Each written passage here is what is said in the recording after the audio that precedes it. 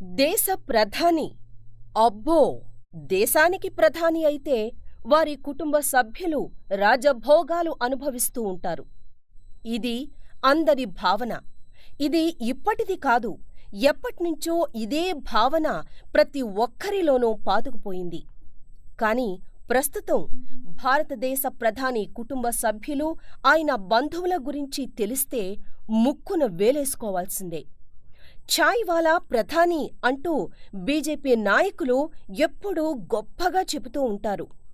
ఆ ఛాయ్ వాలా కుటుంబ సభ్యులు అదే స్థితిలో ప్రస్తుతం కొనసాగుతున్నారే తప్ప ప్రధానమంత్రి తమవాడే అన్న విషయాన్ని వారు అస్సలు పట్టించుకోరంటే ఆశ్చర్యపోక తప్పదు.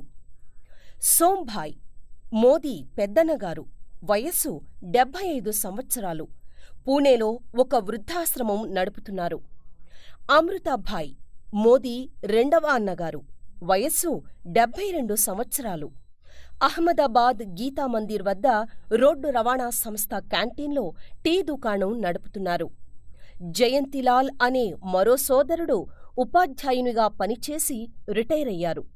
ఆయన తన కుమార్తె లీనాను ఒక బస్సు కండక్టర్కిచ్చి వివాహం చేశారు. అరవింద్ భాయ్ ఒక బాబాయి కొడుకు.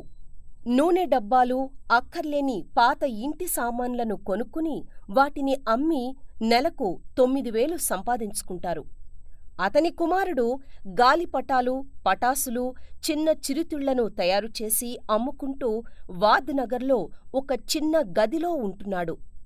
వాద్నగర్లో ఎవ్వరికీ వీళ్ళు నరేంద్రమోదీ అనే ప్రధాని బంధువులని కూడా తెలీదు. అధికార మదంతో వందల వేల కోట్లు సంపాదించేవారికి మోదీ జీవితం ఆదర్శనీయం. ఆయన ఆదర్శాన్ని జీవిత మార్గంగా ఎంచుకోవాల్సిన అవసరముంది. భారత జాతి బాగుపడుతుంది. రాజకీయ సమాజంలో నాణ్యత పెరుగుతుంది. ఎప్పుడూ మోదీని విమర్శించే ప్రతిపక్షాలను ఆయన కుటుంబ సభ్యులు మాత్రం ఎందుకు విమర్శించరంటే అందుకు ఇదే కారణమని రాజకీయ విశ్లేషకులు చెబుతున్నారు. That is the great Narendra Modi family background. ఈ వీడియో మీకు నచ్చినట్లయితే లైక్ చేయండి, షేర్ చేయండి, సబ్స్క్రైబ్ చేసుకోండి.